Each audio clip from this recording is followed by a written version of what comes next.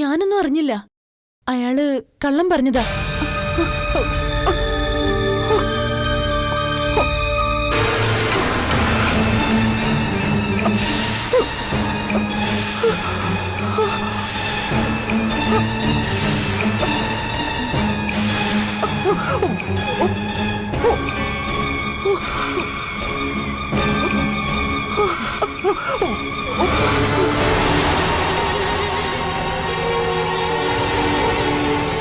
അമ്മയ്ക്ക് സംസാരിക്കാൻ കഴിയുന്നില്ല. ആ ഭാഗ്യമെന്ന് വിചാരിക്കേ. അതെ, സമയം പോന്നു. എന്റെ ഇടപാട് തീർക്ക്. എനിക്ക് പോണം.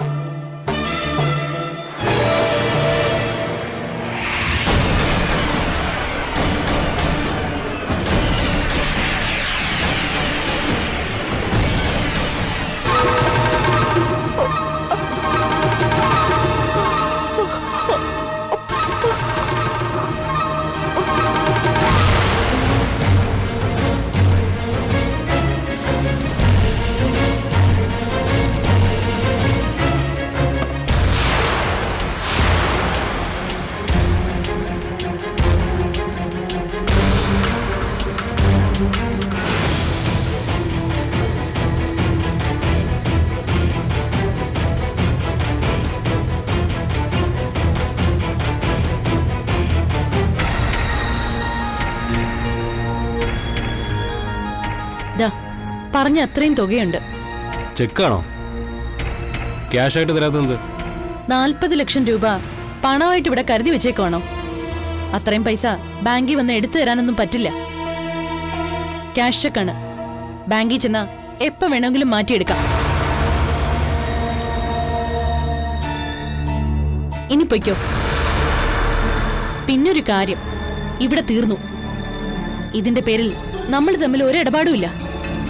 നമുക്കിടയിൽ മാത്രമല്ല, ചെറിയമ്മാവനുമായും നന്ദന് മേലാൽ ബന്ധം ഉണ്ടാവരുത്. അതിന്റെ ആവശ്യമില്ല. എന്നെ കൊണ്ട് ഇനി ഇതുപോലെ എന്തെങ്കിലും ആവശ്യം വന്നാലോ? അതുണ്ടാവില്ല. അഥവാ വേണ്ടി വന്നാൽ ഞാൻ അറിയിക്കാം. അപ്പൊ ശരി, നന്ദൻ പൊയ്ക്കോളൂ.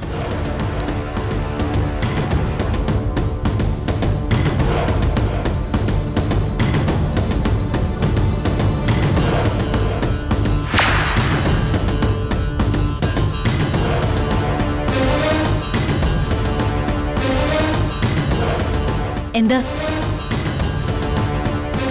എത്ര പെട്ടെന്നാണ് ശിവകാമി ഒരു അധ്യായം പറഞ്ഞ് അവസാനിപ്പിച്ചത്, ഫുൾ സ്റ്റോപ്പ് ഇട്ടത്. കാര്യം കഴിഞ്ഞപ്പോൾ കറിവേപ്പില പോലെ എന്നെ നുള്ളിയെടുത്ത് പുറത്തേക്കെറിഞ്ഞു. ഞാൻ പിന്നെ എന്തു വേണം? നമ്മൾ തമ്മിൽ ഇതല്ലാതെ വേറെ എന്തിടപാടാ ഉള്ളത്? വെറുതെ അല്ല, പറഞ്ഞ പണം കയ്യിൽ തന്നിട്ടാ നന്ദനോട് യാത്ര പറഞ്ഞത്.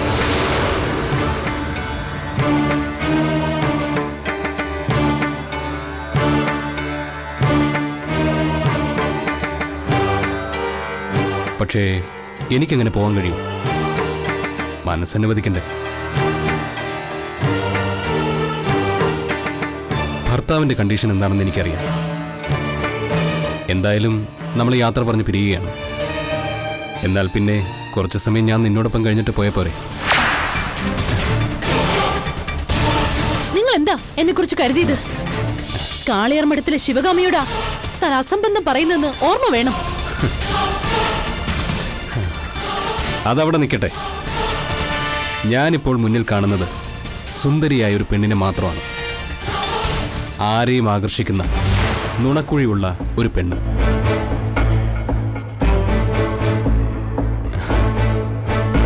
അവളുടെ പേര് ശിവകാമി എന്നായിരിക്കാം. കാളിയാർ മഠത്തിലെ അംഗമായിരിക്കാം. ഒരു കൊലപാതകം നടത്തിയതിന്റെ ചൂട് കൈകളിൽ നിന്ന് വിട്ടുമാറിയിട്ടുണ്ടാവില്ല. അതൊന്നും നന്ദൻ ഈ നിമിഷത്തിൽ വിഷയമേ അല്ല.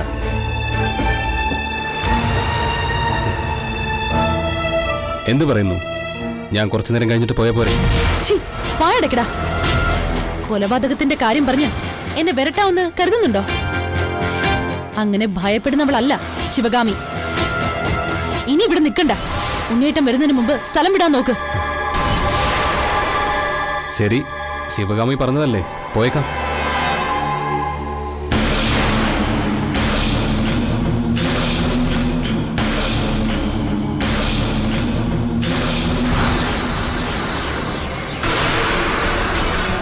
എന്താഗ്രഹിച്ചാലും അത് സാധിച്ചെടുത്ത ചരിത്രമാണ് നന്ദനുള്ളത്.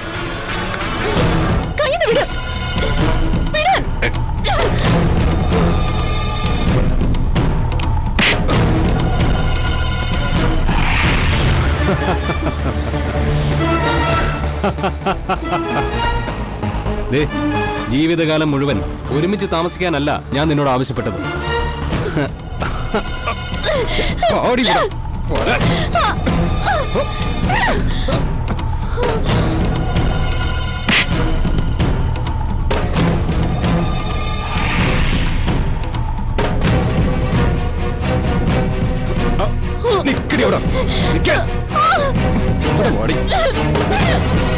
ഇങ്ങോട്ട് പോരാൻ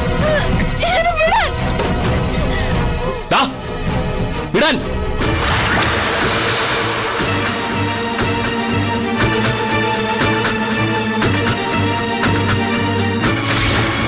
ആരാ ഇവൻ? എനിക്കറിയില്ല ഉണ്ണീട്ട. വീട്ടിൽ കയറി വന്നെ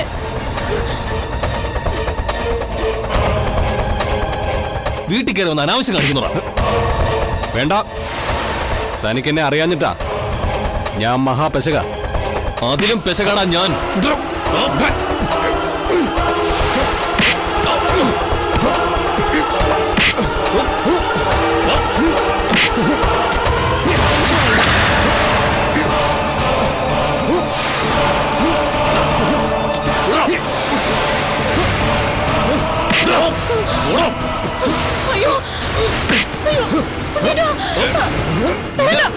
കൊല്ലുവാടാ ഞാൻ.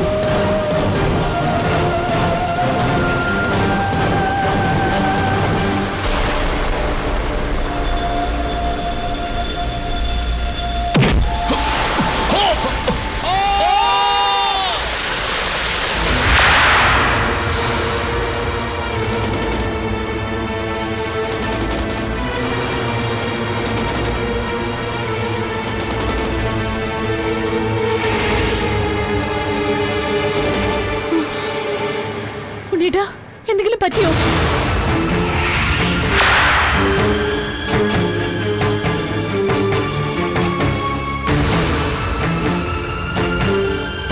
ഉണ്ണീട്ടാ, എന്താ ഇങ്ങനെ സൂക്ഷിച്ചു നോക്കുന്നത്?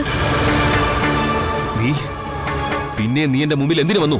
പോ, മാറുകോ. എനിക്കറിയാം വിഷം നിന്റെ മനസ്സ് നിറയെ കാണണ്ട. എനിക്ക് പോ, ഓടി.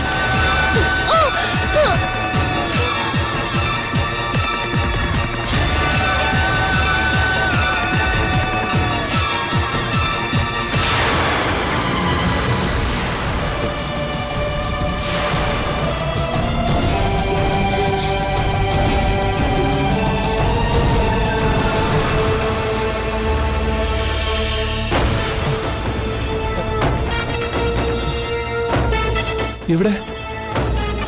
അവനെവിടെ പോയി? ഉണ്ണീട്ടാ, എന്താ ശിവകാമി, അവനെവിടെ? ഓടി രക്ഷപ്പെട്ടു.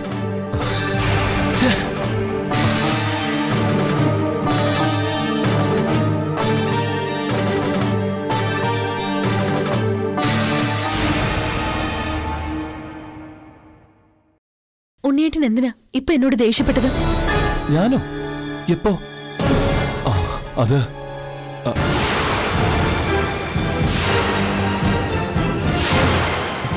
തലയ്ക്കുള്ളിൽ എന്തോന്ന് മുരളുന്ന പോലെ. ഇടയ്ക്കെപ്പോഴോ സംഭവിച്ച കാര്യങ്ങൾ പിന്നെയും എന്റെ ഓർമ്മയിൽ തെളിഞ്ഞു.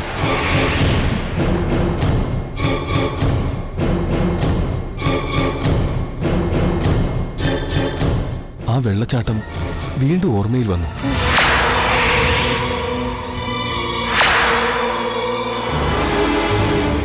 പെട്ടെന്ന് പക്ഷെ അത് മാഞ്ഞുപോയി.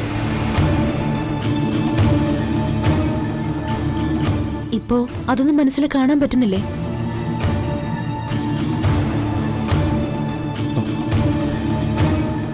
ഇല്ല, ഒരു വാതിലടച്ചതുപോലെ ഒക്കെ മറഞ്ഞു.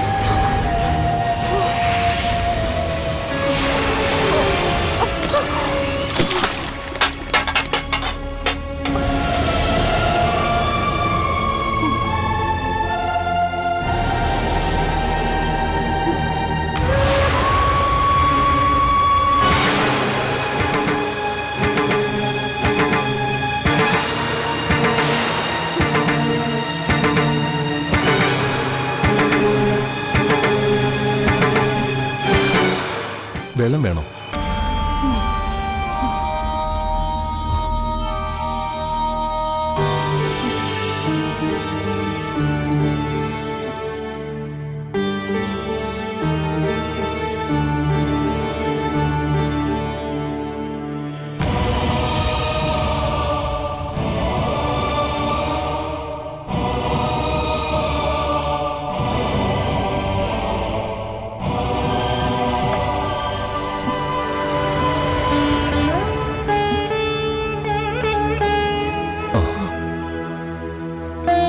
കുടിക്കണം.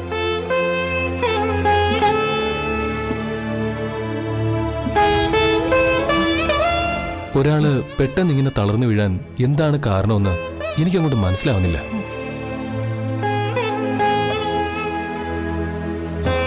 നേരത്തെ ഉണ്ടായിരുന്ന അസുഖമാണെങ്കിൽ കുറഞ്ഞു വരികയായിരുന്നു. വന്ന് പരിശോധിച്ച ഡോക്ടർ പറയുന്നു കാരണമൊന്നും കാണുന്നില്ല എന്ന്. ശരിക്കും എന്താ പ്രശ്നം? എങ്ങനെയാ ഈ അവസ്ഥയിലായത്?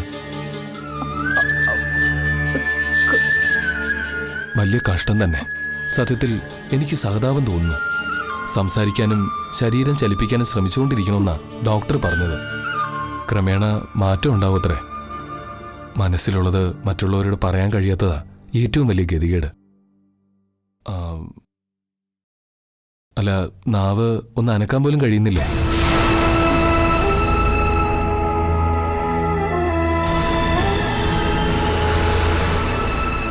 എന്താ ഇവിടെ? എന്താ ഉണ്ണീട്ടാ? അമ്മ സംസാരിച്ചോ? ഇല്ല, സംസാരിക്കാൻ ശ്രമിക്കണമെന്ന് ഞാൻ പറയായിരുന്നു. നമ്മൾ പ്രാർത്ഥിക്കാവുന്നല്ലാതെ എന്ത് ചെയ്യാനാ? ഉണ്ണീട്ട് വന്നേ, അമ്മ ഉറങ്ങിക്കോട്ടെ. നമ്മളിവിടെ സംസാരിച്ചോണ്ട് നിൽക്കുന്നത് ചിലപ്പോ ബുദ്ധിമുട്ടാണെങ്കിലോ?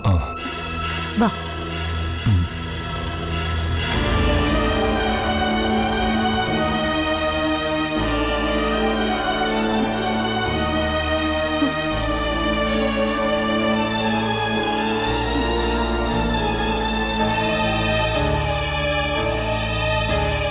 നിന്ന നിപ്പിൽ തന്റെ അമ്മയ്ക്ക് എന്ത് സംഭവിച്ചു എന്നുള്ളത് ദുരൂഹതയെ തോന്നുന്നു. അല്ല, ഈ ഭാഗ്യലക്ഷ്മിക്ക് എന്തു പറ്റി? അവളെയും കാണുന്നില്ലല്ലോ. അമ്പലത്തിലേക്കോ മറ്റോ പോവാണെന്ന് പറഞ്ഞ് പോയിട്ട് ഇതുവരെ മടങ്ങി വന്നില്ല. ശിവ എന്താ ആലോചിക്കുന്നേ? അവള് നിന്നോട് എന്തെങ്കിലും പറഞ്ഞിട്ടാണ് പോയത്? അവള് അമ്പലത്തിലൊന്നും പോയതല്ല ഉണ്ണീട്ടാ. പിന്നെ ഒക്കെ അടവാ. പോയത് ഒറ്റയ്ക്കല്ല താനും. മറ്റവനില്ലേ, ആ സൈമൺ, അവനും നാട്ടിലില്ല. അവനും അവളും കൂടി ഒളിച്ചോടിയതോ മറ്റോ ആണ്.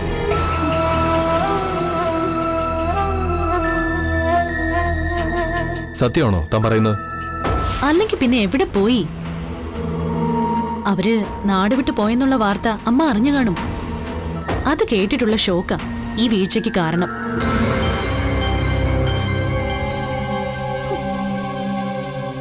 വീട്ടിലുണ്ടായിരുന്ന പെണ്ണ് വല്ലവന്റെയും കൂടെ ഒളിച്ചോടിയതിന്റെ അസുഖമായതെന്ന് നമുക്ക് ഡോക്ടറോട് പറയാൻ പറ്റുമോ? നാണം കെട്ട കേസല്ലേ. അമ്മയ്ക്കിത് വരണം. നമ്മളെയൊന്നും വകവെക്കാതെ പുന്നരിച്ചുകൊണ്ട് നടന്നതല്ലേ. അമ്മയ്ക്കിട്ട് തന്നെ പണി കൊടുത്തിട്ട് അവള് സ്ഥലം വിട്ടു. കാര്യമൊക്കെ ശരിയാ, ഞാൻ അമ്മയായിട്ട് പിണങ്ങുകയും വഴക്കിടുകയും ഒക്കെ ചെയ്യും. എന്നാലും എന്റെ പെറ്റമ്മയല്ലേ. ഈ അവസ്ഥയില് അമ്മയെ കിടപ്പിലാക്കിയത് അവൾ ഒരുത്തിയാ. അത് ഞാൻ സഹിക്കില്ല. മറ്റൊരു കാര്യം കൂടി ഉണ്ട് അമ്മ ഇത്രയ്ക്ക് തളരാൻ. ചിലപ്പോ അതായിരിക്കും കാരണം. അതെന്താ? വെറും കൈയോടെ ആയിരിക്കില്ല ഭാഗ്യലക്ഷ്മി ഇറങ്ങിപ്പോയത്. അമ്മയുടെ ആഭരണവും പണവും ഒക്കെ എടുത്തിട്ടുണ്ടാവും. അവൾ ആരാ സാധനം?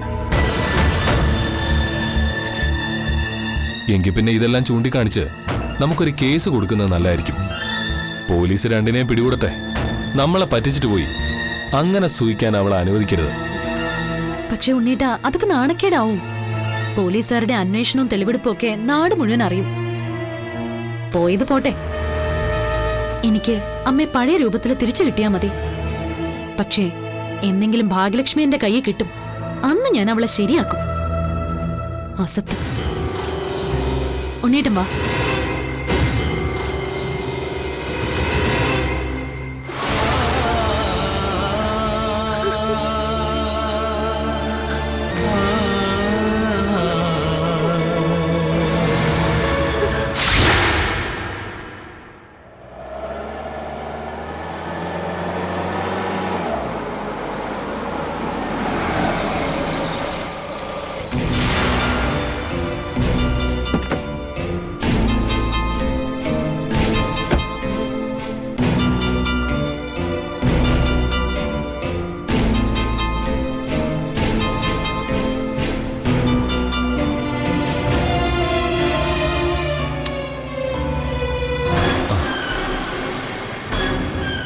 ഒറ്റയ്ക്ക് എവിടെ പോയിരുന്നു? എന്താ പറയാതെ ഇങ്ങനെ പുറത്തു പോയാ വീട്ടിലിരിക്കുന്നവര് വിഷമിക്കില്ലേ? ഡ്രൈവ് ചെയ്യുന്നതിന് എനിക്ക് ഒരു പ്രശ്നവുമില്ല ശിവേ. എന്നാലും ഒറ്റയ്ക്കുള്ള യാത്ര വേണ്ട. ഞാൻ പോലീസ് സ്റ്റേഷൻ വരെ ഒന്ന് പോയതാ.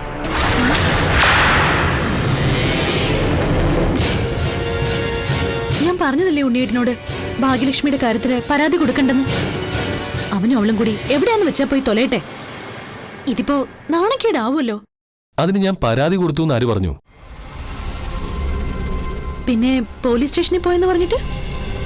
സ്റ്റേഷനിലല്ല, പോലീസ് സ്റ്റേഷന്റെ തൊട്ടു മുന്നിൽ ഒരു പോറ്റി ഹോട്ടലില്ലേ, ഒന്നാം തരം ഭക്ഷണമാ.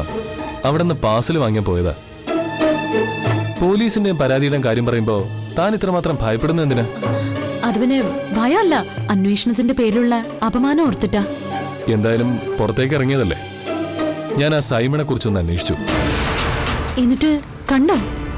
ഇല്ല, അവൻ സ്ഥലത്തില്ലെന്ന് അറിഞ്ഞത്. ഇടയ്ക്കെന്തോ അടിപിടിയൊക്കെ ഉണ്ടായെന്ന് കേട്ടു. ഉണ്ടാവും. അതും അവളുടെ പേരിലായിരിക്കും.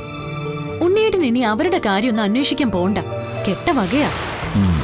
എന്നാലും എനിക്ക് അവനോടൊരു കണക്ക് ബാക്കിയുണ്ട്. ഭാഗ്യലക്ഷ്മിയെ സഹായിക്കാനെന്നും പറഞ്ഞ് ഒരിക്കൽ ഇവിടെ വന്നതല്ലേ. അന്ന് നമ്മളെ ഇറക്കി വിട്ടു. അതിന് പകരം എന്ന പോലെ അവളെ അവൻ കടത്തിക്കൊണ്ടുപോയി. അതെനിക്കിട്ടൊരു വെല്ലുവിളിയാ. എന്നെങ്കിലും കിട്ടു എന്റെ കയ്യിൽ. അന്ന് ഭാഗ്യലക്ഷ്മിയുടെ മുമ്പിലിട്ട് അവനുള്ള സമ്മാനം കൊടുക്കുന്നുണ്ട്. ഈ പൊട്ടൻ എന്തറിയുന്നു? അവളുടെ കണക്ക് ഞാൻ തീർത്തു കഴിഞ്ഞു. എന്തൊക്കെയാണെങ്കിലും അവൾ ഇവിടെ ഉണ്ടായിരുന്നപ്പോ ഭക്ഷണം കൃത്യമായിരുന്നു. വീട്ടുജോലിക്ക് ഒരാളെ കണ്ടെത്തണം. ഞാൻ നോക്കുന്നുണ്ട്. ഹോം നഴ്സിംഗ് ജോലി കൂടി അറിയാവുന്ന ഒരാളെയാ വേണ്ടത്. അമ്മയുടെ കാര്യം നോക്കണ്ടേ? ആ, അമ്മയ്ക്കുള്ള ആഹാരം വാങ്ങിയിട്ടുണ്ട്. അത് വേണ്ടിയിരുന്നില്ല. 2 സ്പൂൺ അരിയിട്ട് കഞ്ഞി വെച്ചാ അത് തന്നെ അധികം വരും. സാരമില്ല, ഒന്നോർത്ത കഷ്ടമല്ലേ. കൊണ്ടുകൊടുക്ക.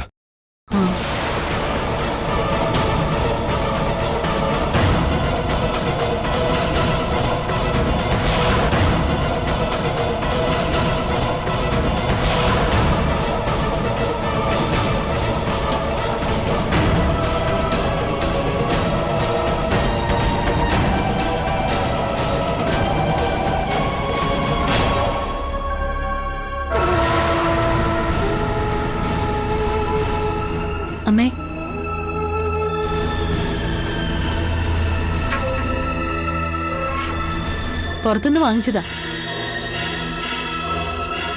ഞാനല്ല, ഉണ്ണിയേട്ടൻ വാങ്ങിച്ചോണ്ട് വന്നതാ അമ്മായിയമ്മയ്ക്ക് കഴിക്കാൻ.